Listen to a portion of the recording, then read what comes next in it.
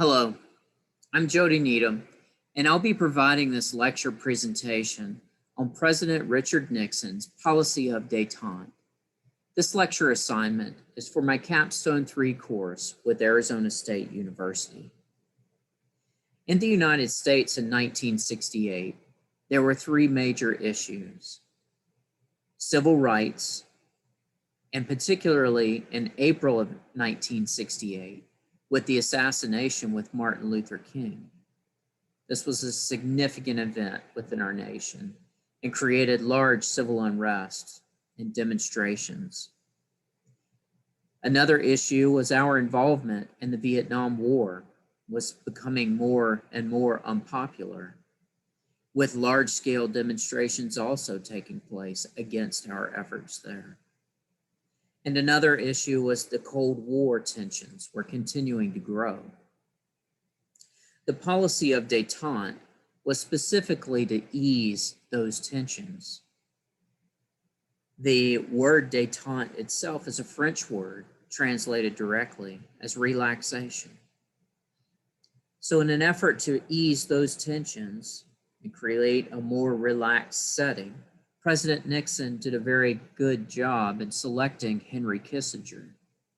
Henry Kissinger was raised in a Jewish family in Germany during the time that the Nazis took control. In 1938, their family was able to immigrate to the United States.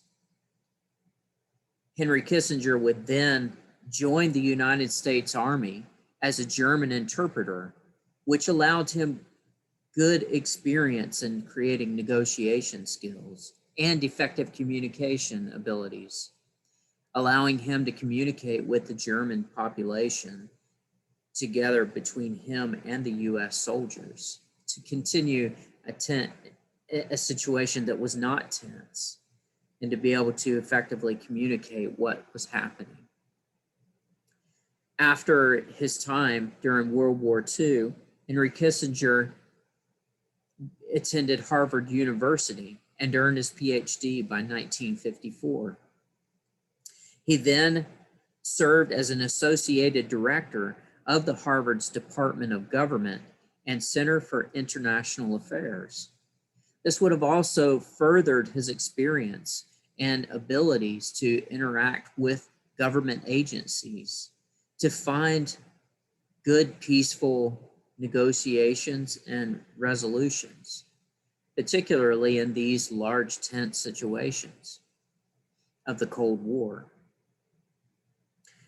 This placed him in the perfect spot for President Nixon to select him to serve as his national security advisor, and then later, within President Nixon's term, to select him to also serve as the Secretary of State at the same time. This allowed Henry Kissinger to start interacting with other governments and other nations to strive to continue to ease those tensions. The first area that we could see easily was his efforts with China, as he established meetings together with President Nixon and their leader, Mao Zedong. This was a significant event in easing those tensions. As we can see the photo of President Nixon and his wife standing on the Great Wall of China together with the Chinese people. This must have been tremendous for the people across the globe and particularly within the United States to see these efforts and to see the smiles on their faces that we're moving in the right direction.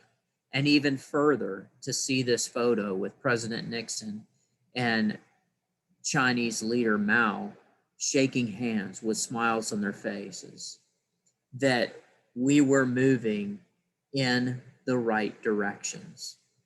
This also helped us to ease tensions within Vietnam, as Chairman Mao would definitely have great influence in North Vietnam with the communist leaders there, to help us to find a situation that would allow us to take a step back and to stop engaging in combat situations.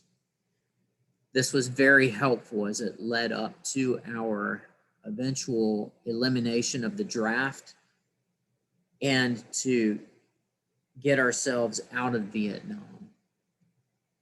Another major step in the policy of détente was the meeting with Soviet leaders.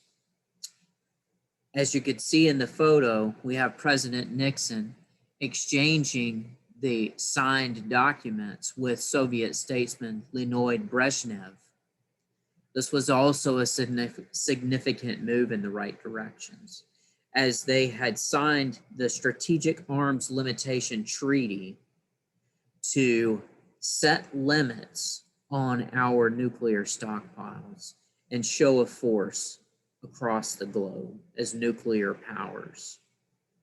This allowed us to be able to find relationships that were effective, that were going to continue into that policy of détente, of easing tensions and relaxing more with effective communication skills. Therefore, in 1972 in the United States, many significant things had happened within the policy of détente. We had established cooperative relationships with key leaders within the Cold War.